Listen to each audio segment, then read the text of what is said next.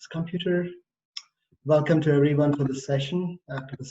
And once again, good morning, good evening, wherever you are. So the intent of this session is to talk about how do we build a performance culture to be able to deliver remarkable experiences. And with me, we have Dr. Sheetal Singh, who has spent a lot of time and in the organizational behavior and in the educating about leadership, doing research about leadership for a long time. She's a professor at University of Maryland and actively engages with the entrepreneurial circles and large companies, educating them about culture, educating them about leadership from an organizational development perspective. We are very glad to have you, Sheetal, with us today. And my name is Adi Budhavarapu. I lead Focal CXM. I'm the co-founder of the company, very passionate about delivering customer experiences, delightful customer experiences. Over the last few years, one thing that I've learned very well is that in order to be able to deliver delight and to deliver remarkable experiences to customers, one thing that's very important is the need to build a very strong and beautiful culture, because the moment the culture is not there, everything else kind of breaks down and gets torn. So it's by personal passion to be able to really come up with the solutions, services, whatever it takes to build a culture to be able to deliver remarkable experiences to customers. And in addition, I'm also very passionate about delivering software for the global marketplace. Historically, working in the enterprise space for a very long time, I've seen software that's very expensive that can be rolled out in US and other matured markets. But still, from an enterprise software perspective, there is a tremendous opportunity for companies across the globe to be able to leverage software at a reasonable cost by leveraging cloud and moving on to the latest technologies. So we try to bring in the technology and make technology really affordable for everybody globally. And we focus primarily on the enterprise market, enterprise software space.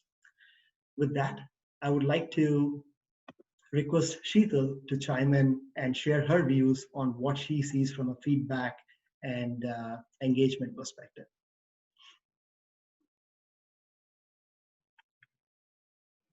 Thank you, Adi. Sorry, I was on mute. So one of the common facts that we all know in organizations is you get exactly what you measure. So if an organization is trying to create a customer experience-centric culture or a performance-based culture, then one has to also look at what is not working in the system currently. One of my biggest passions has always been looking at evidence-based management, looking at solutions that actually have a higher statistical chance of working for an organization, so you're not wasting your time and resources. Some of the big challenges that most performance management systems or feedback systems in organizations have had is we found that they actually reduce engagement rather than increase engagement. From our personal experiences, we've probably all at some point been disillusioned with the entire performance appraisal system at some previous organization we worked at. The second biggest challenge with a lot of these systems is they do not necessarily build goal alignment. Even though we have a balanced scorecard system, we have a lot of different types of performance management systems, there is a huge disconnect between the actual balanced scorecard system and when the feedback truly happens between an administrator, a leader, or a manager and a team member. So there is a complete disconnect between goal alignment within the team itself. Most performance appraisal systems are also very static and lack the agility to actually respond to specific need of the team.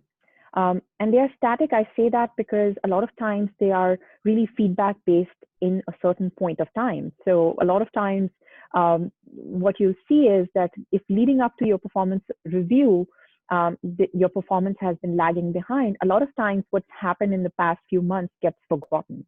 So, and that's why a lot of times it's really just static based in that current point of time.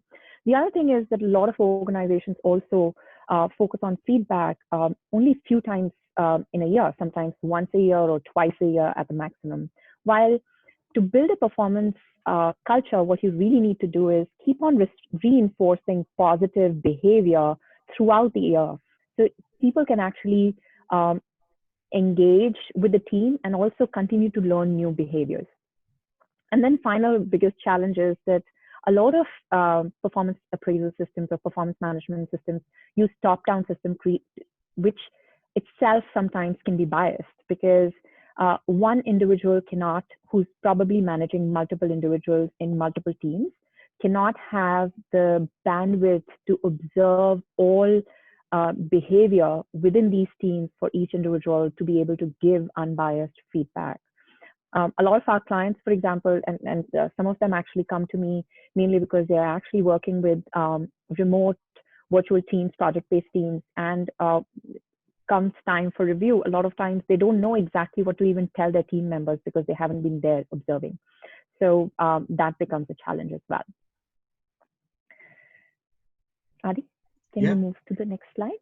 Sure. Just one comment before that is, over the last few years working on really in a startup environment, and something that I've noticed at working at larger organizations as well is the ability for an organization to provide a very agile way of capturing feedback and measuring the cultural changes is not very easy. For example, in the software industry, pretty much everybody is moving or has moved already into an agile way of developing stuff. So every 2 weeks, there is software that is theoretically at least in a shippable way.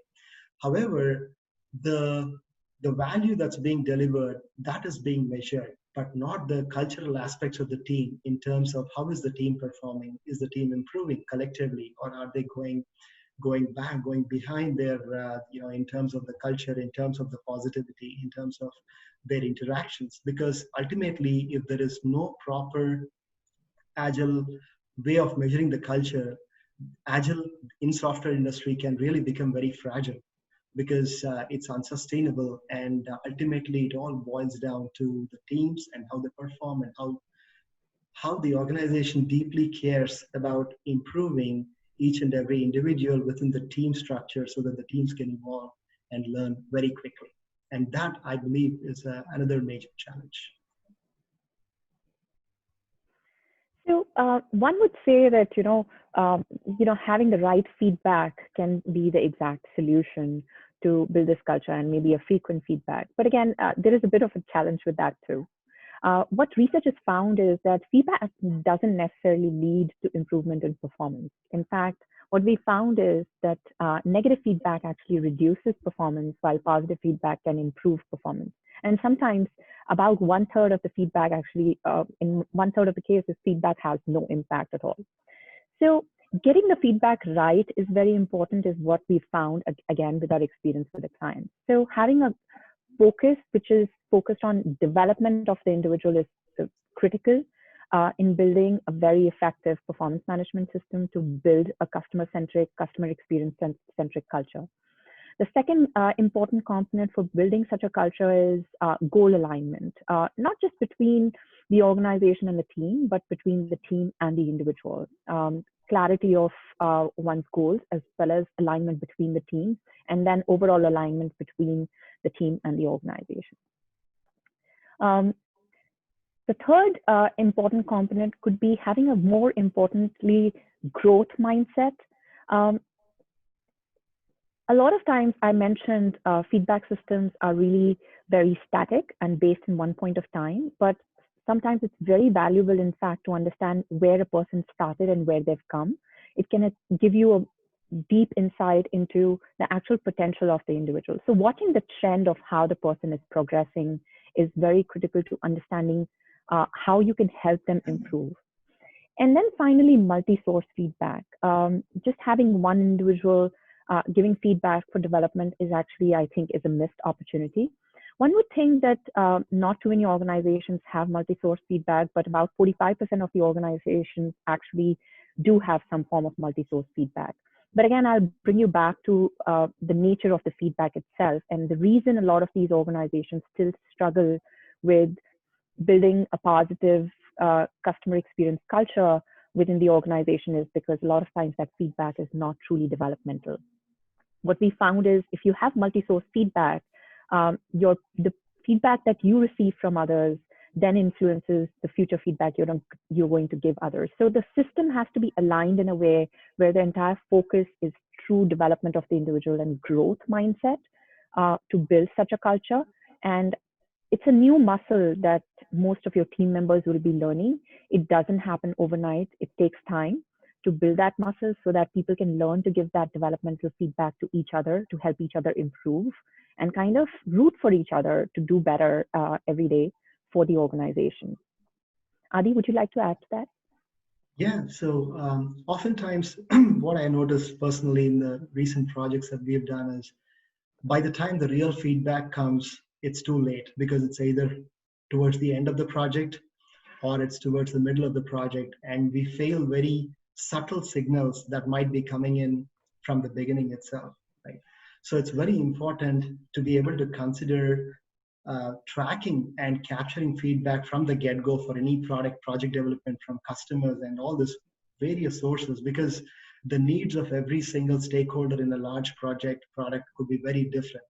So clubbing them into one bucket would be very challenging. So how do we really make it easy for them to capture and give feedback to the team members? And how do we make it as a process? How do we systemize the capability to continuously capture this multi-source feedback is very important.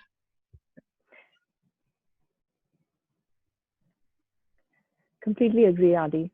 So Adi and I came together to actually build a solution that can bridge some of the gaps that we've spoken about and actually provide organization an end-to-end solution of building a very positive customer experience-centric culture within an organization. And so our solution basically looks to provide you multi-source or 360 feedback solution, and it simplifies the process by making sure that a lot of the scientific research that I'm talking about what works in a performance management system is already incorporated into the system. So all you have to do really is define your needs more clearly, and either you can run it yourself or one of us can run it for you. But it's a very end-to-end solution that we've built as a result of trying to bridge these gaps. Adi will take you through a little bit more of the solution later on as we demo the product. Adi, over to you. Sure, thanks, Shitu. So in general, right, considering a team structure, especially during the COVID times and probably even beyond into the post-COVID era, we will definitely see a new time period where everybody is virtual, and it's very difficult, and it's very important to be able to retain the fabric of the culture even in this virtual environment, right? So this is just a simple example of how a team is structured, be it an agile team, in a software development lifecycle perspective. Like I mentioned earlier, there are QA folks, there are engineers, there is a business analyst, etc. Or it could be the traditional project teams in any other industry for that matter, right? But working in teams is something that is very critical, and working virtually is the new way of life. So it's the solution that we designed for is how do we really streamline, how do we really simplify this process of capturing this feedback and analyzing it, which I'll be spending some time on as we move forward. So for process, Adi, yep. Can I add a little bit more here? Yeah, please. So I'd like to add to what Adi just mentioned about virtual teams. In the current times, being virtual adds a new layer of challenge. Culture as we know it is basically a set of shared values that the team is going to share. And mostly it's kind of learned behavior through either physical interactions or being face-to-face with individuals. And in the absence of that, building that culture actually becomes even more challenging. Then there are two other aspects of having virtual teams that we found again from researchers. There are two types of people in a team. people who are highly motivated to do their work and really excel at what they do. And then there are people who are likely to cut corners, or what we call social loafing. So a lot of times, both of these behaviors, positive and negative, sometimes can go unnoticed in a team. And as a result, it actually brings down the performance of not just the people who are not motivated to give their best, but also people who are motivated to give their best. And the reason I say this is we've been actually implementing these systems with multiple clients. And one of the clients, what we found was that people who were actually strong performers started doing even better after we implemented the system, because now they realized that their good work was actually being noticed. And yes, we did find people who were social loafing, and their behavior was actually going on unnoticed. A lot of the team members actually thought they were superstars till they found out they weren't. So it's very important to, one, create an environment where people can actually have these shared values or learn the culture and build a process to do that. So some of the solutions that we're going to present later on, we'll talk about how we do that as well. Thank you, Sheetal. Yeah, so just from a process perspective, wanted to kind of lay out how it would look like, right, even before we get into the product. So on the top, you can see that the administrators or the leads will be doing certain steps. It's not really administrators and leads, and really one of the challenges that I see is typically HR is responsible for distributing the assessments and all that during the end of the year reviews, which is too late. By the time system is already broken and people are impacted. So again, to bring in the agility, when we say that administrators lead, it could be anybody. It could be, for example, Focal or Otis as a managed service model, or it could be the internal Scrum leads taking care of the engineering. It could be anybody. So the intent is, how do we make it accessible, even from a publishing the assessments perspective? And then the process would be, they would publish the assessments, either self-assessments or team-based assessments. And the employee would be able to complete it very easily on a mobile device without having to log into the older web portals and things like that. And maybe in the near future, everything would be just verbal, just through voice technology. So the employees would complete it, and then finally, from an HR perspective or the leads perspective, they'll be able to analyze all this feedback. And I'm not talking about just a typical BI kind of a feedback where business intelligence, you just see the reports. That is one aspect of it which is important. But in addition to that, how do we personalize? If Adi sucks at something, how can the team say, Adi, you need to improve on these aspects, and how do we take him forward in the direction?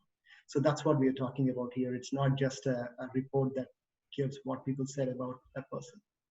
So this is what, from a process perspective. And then what I'll do is I'll just spend a few minutes in giving you a high-level overview of what the actual product would look like. So I'm just detouring from these slides into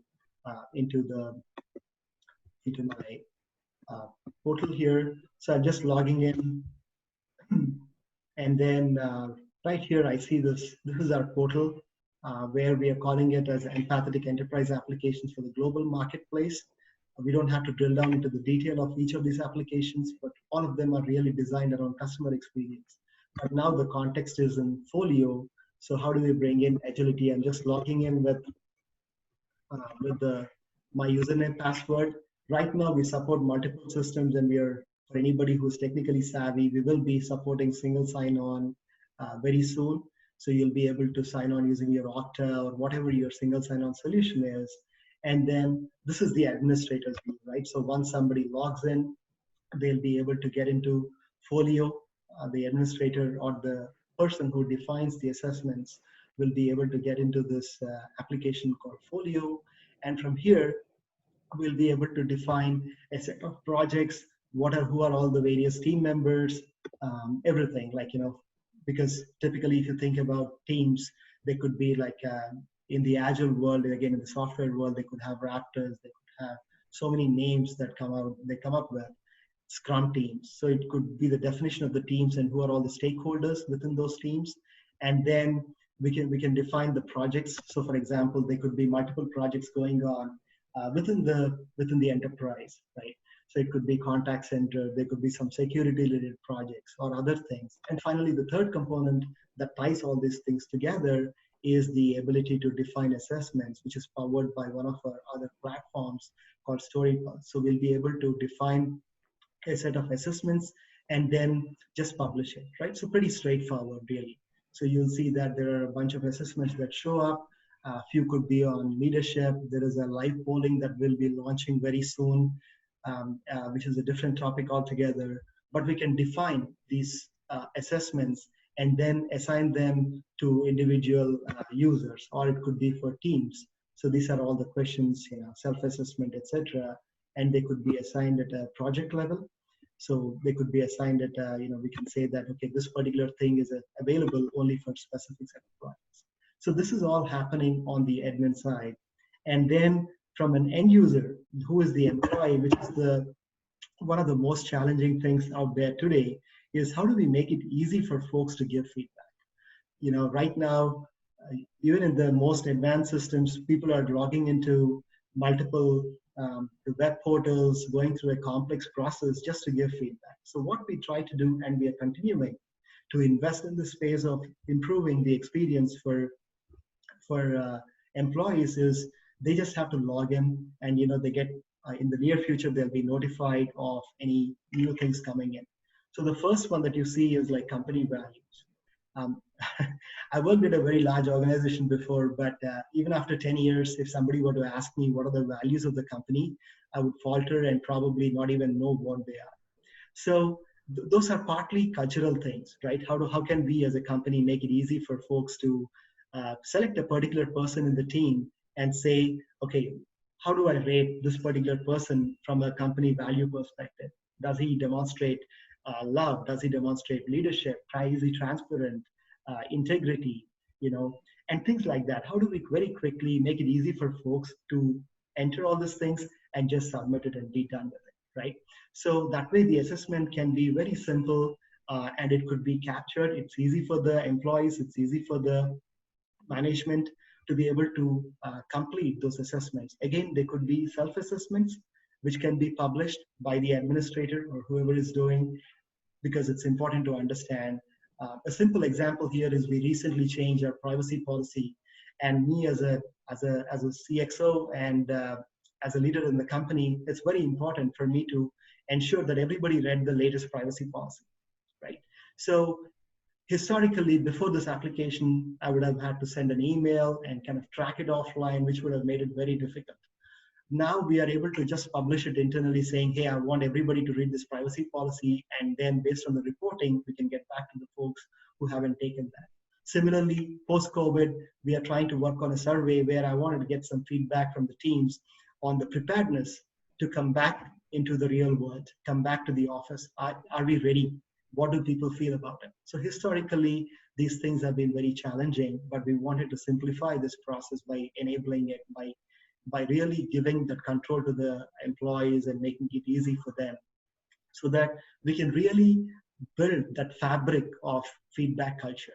Without proper tools, there's no way that we can incorporate this feedback into our regular processes, right? So this is from an employee perspective, and very easy to kind of give feedback and capture feedback and analyze it. Now I go back to the actual system in terms of Sheetal will talk about, like I said earlier, not just about the reporting from a regular business intelligence perspective, but kind of walk you through what a sample report would look like. So let's say once the employee completes that particular report and now all the results are available, and Sheetal will talk about her algorithm and the methodology by which she'll be able to personalize that. Sheetal? Sure.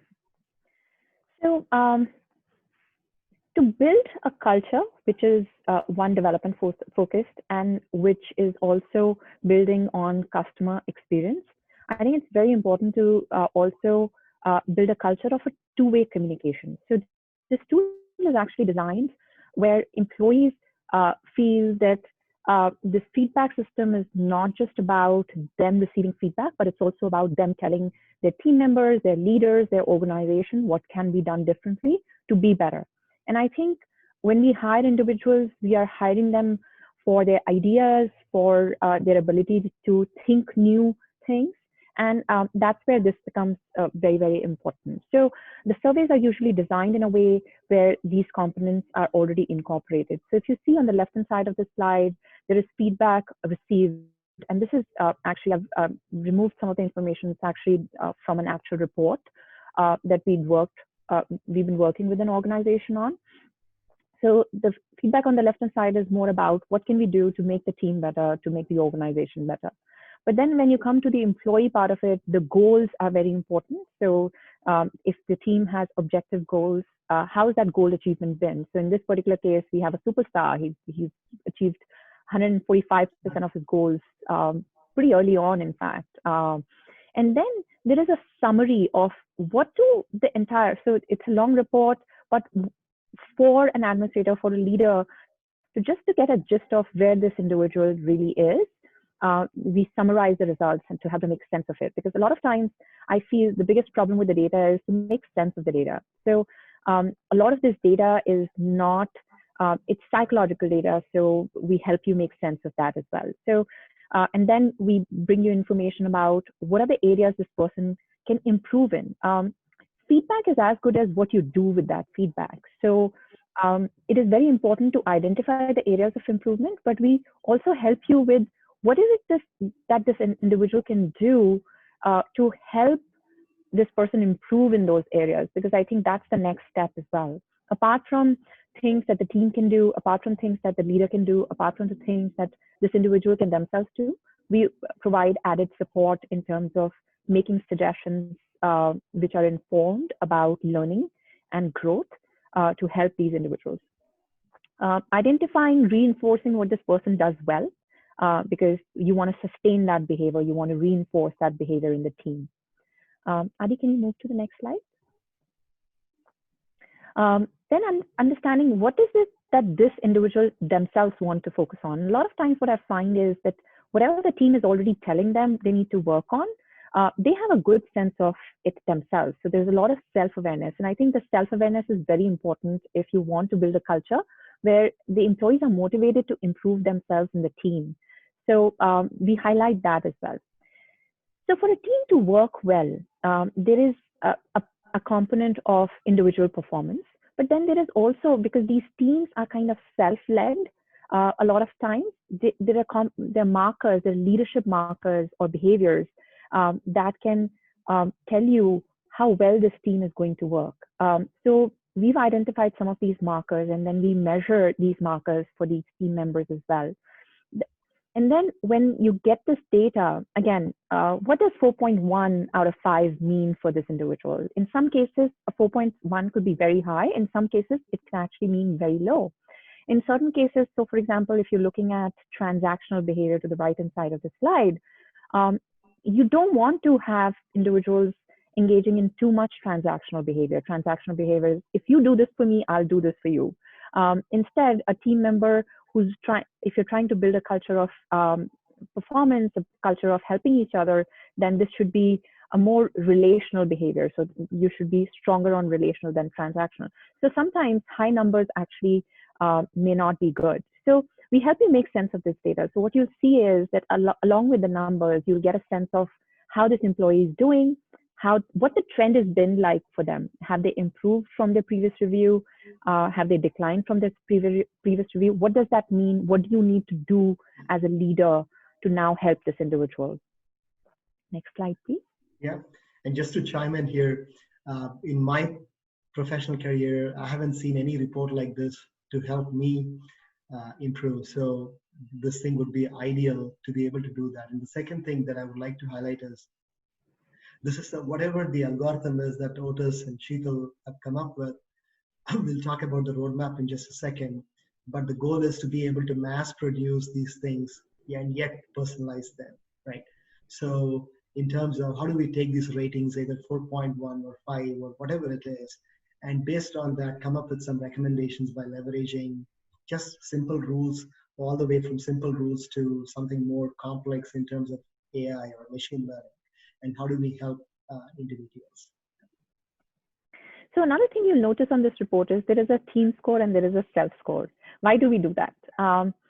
One, it is important to give individual a voice to let them, for you to hear how do they actually think they are doing in a certain area. But then what it does is it actually helps us understand what is the gap between what they think or how they perceive their behavior versus how the team perceives their behavior. I think the first time, whenever we launch this in an organization, a lot of times we see a big disconnect between the two. To tell you honestly, what we find in women is women have a tendency of underestimating themselves. And there are always some people in the team who have a tendency of overestimating themselves. And I think it's a great self-awareness exercise for individuals to see what they think of themselves and how that might be different from what others think of them. It's also important to know that people only improve what they think they lack. So while we might give them a lot of feedback about areas they feel they need to improve in, but if they don't believe they need to improve in it, they won't do anything about it. So that's another reason why we incorporate that. And usually people have, again, keeping a development focus, people don't take offense. They're actually very intrigued by these scores and the gaps sometimes. And sometimes we laugh about it, and sometimes we are like, oh, wow, this is a big difference. And then, so one of the other things that I do in our end-to-end service that we provide, apart from generating this report, once the report is generated, I would speak to the team leader to appraise them on each individual's performance and where they are at. So give them a broad overview. So when they are actually going to do a review with this individual one-on-one review, they have a better sense of what is the true feedback they need to give. One thing I keep on reinforcing with the leaders is to keep a development focus. This is not meant to evaluate. This is not meant to judge their performance bonuses, but this is truly for development. And finally, when they do have the one-on-one review, I'm actually on the call to make sure that most of this data is not misinterpreted, so that if individual has questions about why certain number looks a certain way or what it means, I'm there to answer those questions. And I actually give them a true sense of where they're at, where they were, and how they can get to where they need to be, along with some ideas. Sometimes these solutions might not require them to take a course or a workshop. Sometimes these solutions could mean they just need to try out a new behavior, and I can actually help them in that one-on-one review in giving them ideas on how to work on a particular muscle, how to work on a particular skill. What I've found is that just having me on the review, one, ensures that the development focus stays as well, but also people appreciate a different perspective from outside the organization, like a fresh lens on how that behavior can be built or learned, and being more realistic about learning behavior as well. Yeah. Over to you, Adi. Yeah, and just to chime in, and working on products and projects for a long time, the real challenges are really not either the product or the project. It's all about the people, right? Building the right teams and having the right teams with the proper emotional intelligence. These are the things which really can tear down the productivity within the team. So yeah, hope that you find this helpful. All right, so very quickly about next steps. We are about 36 minutes in, and the intent of this, we'll be able to share with you the sample reports. If you're interested, just let us know. Either right now, you can put it in the chat, or we can email you as well. We have all the emails, so we'll send out sample reports so you get a better understanding of what they would look like. And we are more than happy to do a free pilot with you guys. So if at all you're interested in identifying your own markers, because every company has a different set of values and want to measure people based on different set of markers, really, right? So if you want to come up with those set of markers which are specific to your organization, we can absolutely work with you and do a free pilot and take it forward. And if you also need any detailed demos, we are more than happy to work with you on that front as well. And with that, the only comment I have is, I already mentioned it before. So as part of the roadmap, we will be trying to organize this. Right now, you can take it as just the software plus the services, or any combination, really. We're open to that.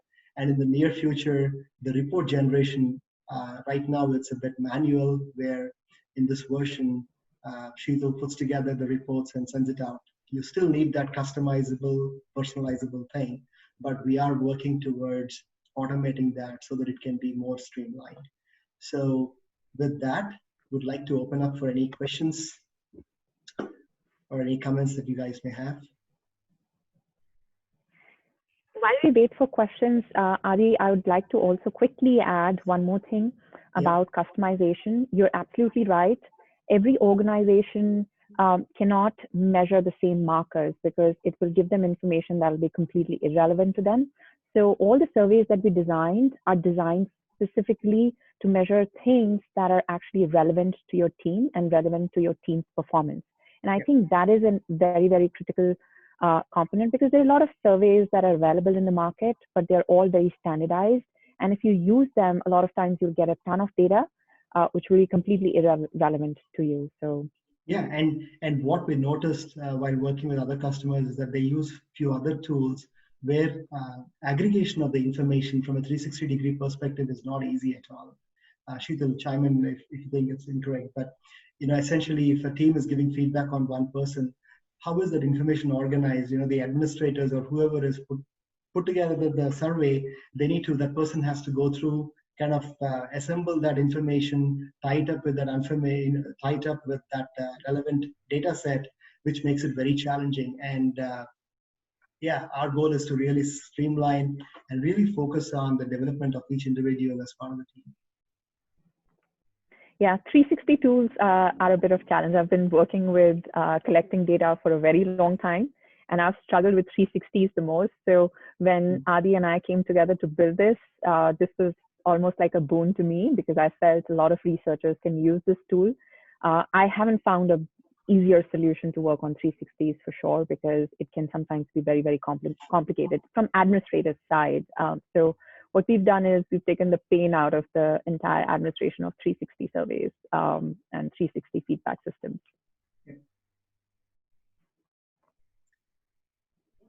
Yeah, Amit, please go ahead. Sure.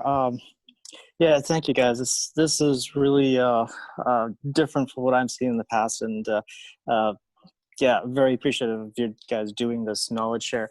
One of the things that managers, as we develop them, have questions in my experience is they want to follow up a formula of let's be crystal clear about the goals and then trust our people to do to work the way they want, solve problems the way they want, and then follow up occasionally, but don't micromanage, right? But it's being very difficult to say, how can I be crystal clear about goals when I really need people to be creative, figure out problems that I haven't foreseen yet, and basically work on a day-to-day basis without my input. And so I wonder if you have insight into how to set that up. Can I add to that, Adi? Yeah, please go ahead. So I completely see that, Amit. Nobody wants to micromanage, and honestly, most team members do not like micromanagers at all. And this is where I use this term always of what are your non-negotiables. So when we build a tool such as this, what we build up is we build a very simple measurement system, which is based truly on your non-negotiables, which are based truly on your goals. What are you trying to achieve? Because once you put this system into motion, and like I said earlier, it's not going to happen overnight. It's a learned behavior. When we start the system initially, people still struggle in terms of displaying those behaviors. But after a point, what happens is the team the peer behavior, the peers take care of it. So now the manager is actually free from micromanaging, because a lot of that feedback that you're looking at in our system is actually coming from the team members.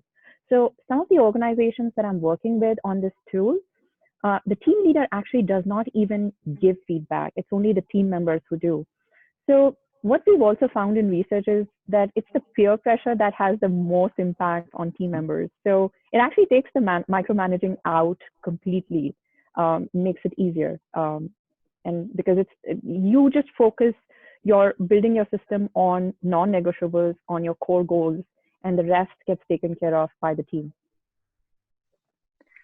Thank you. If I may add a follow-up to that, how do you build a culture where team members are both helpful and supportive, but also not shy to give the kind of feedback? Just exactly the situation I am in now. I only get positive feedback between peers. Absolutely.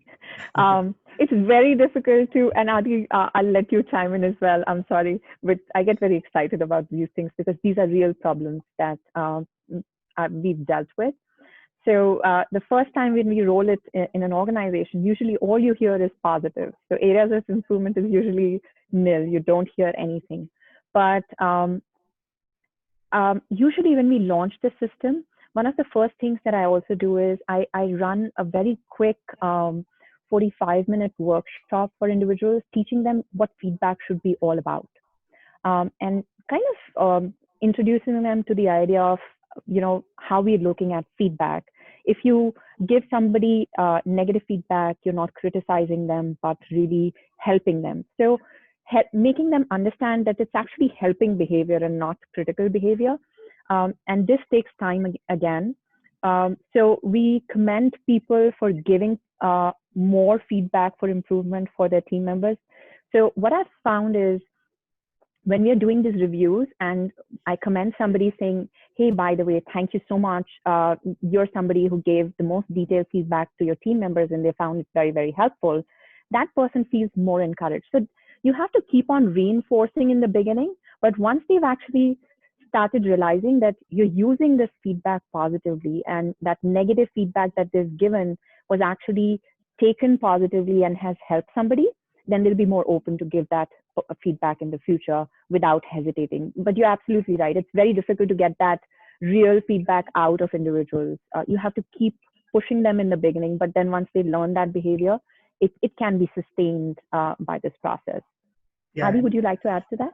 Yeah, just two things that, again, from my experience, Amit. One is just maintaining that relationship with every individual, within the team and kind of observing them and being in touch with them and kind of building that itself is a big deal. That is one that has helped me significantly from kind of getting folks to open up. And the second thing is also the anonymity in terms of if you are able to give them the trust and kind of ensure that whatever feedback, whatever system they're using, it is absolutely anonymous. Then over the last few years, even within our small organization, overall the amount of feedback that we received either towards the leadership or towards the peers or anybody, people started opening up a lot more once they started getting that feel and the trust that whatever we are sharing is anonymous. So one example is we recently created an anonymous email, a stupid but simple thing.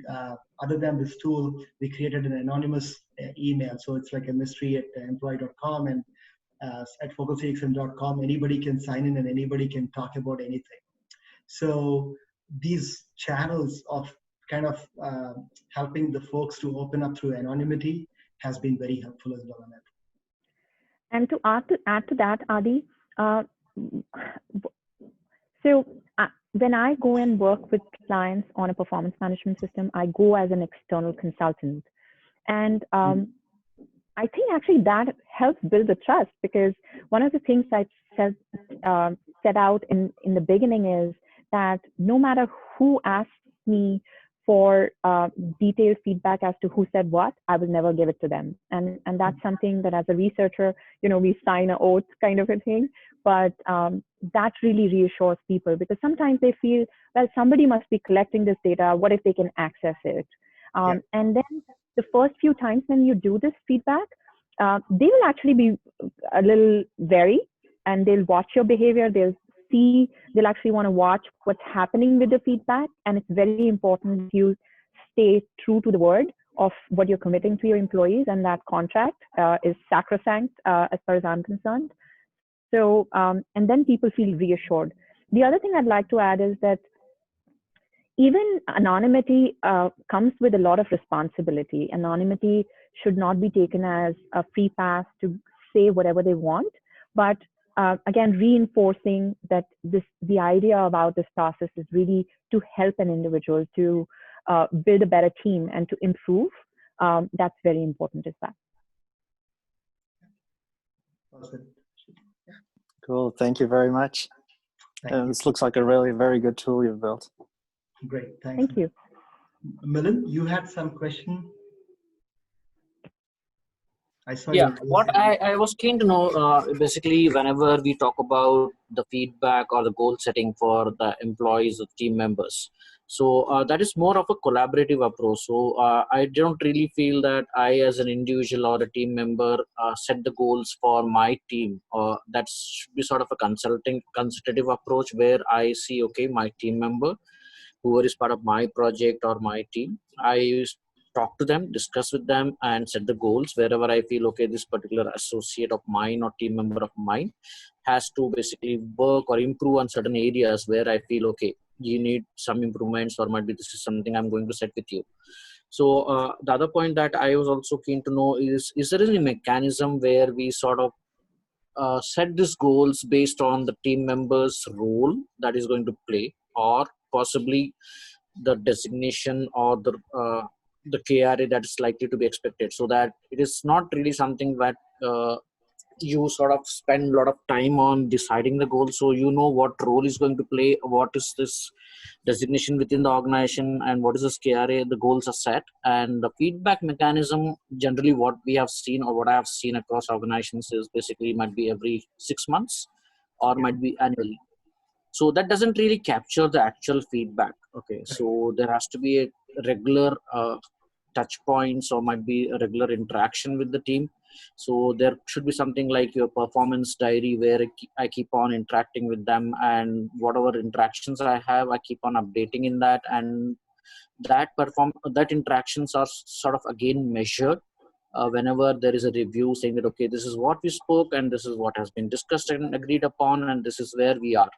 So even the team member knows, saying that, okay, what is that he has to put in additionally. So those few things, if this particular application really helps, then it will be really helpful. So I have not seen the complete demo, but possibly this is something that I feel. No, very really so, yeah, go on. Milind, I think you're doing a lot of right things already. Absolutely, you're absolutely right. So I think one thing I did not mention is that when we do the one-on-one review, one of the things that the team member is asked to bring to that meeting is so they receive the report before the review, and they have had time to process it as well.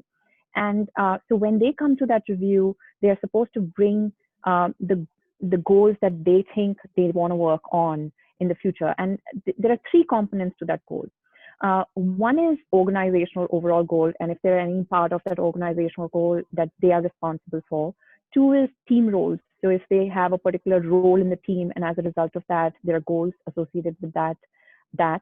And then third is based on the feedback that they receive from the team, what they need to work on to improve. So it could be a new skill they want to learn. It could be a new behavior they want to learn. So there are three components to that goal that we ask them to actually think about, spend some time, and bring to that meeting. And then the end result of that meeting is not just sharing an understanding of the feedback, but also having a discussion about what the goals should be for the next 3 months or 4 months, depending on how frequently you're doing this process. What I've found is, so the way this process is built right now, it can very easily be tailored to how often you or how frequently you want that feedback to come.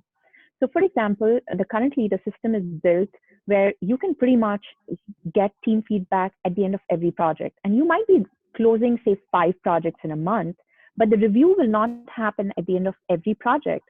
The review will happen as frequently as you decide this should happen. So it could be 3 months for you, it could be 4 months, or it could even be monthly, depending on how busy your team is or how frequently you want that feedback to come. So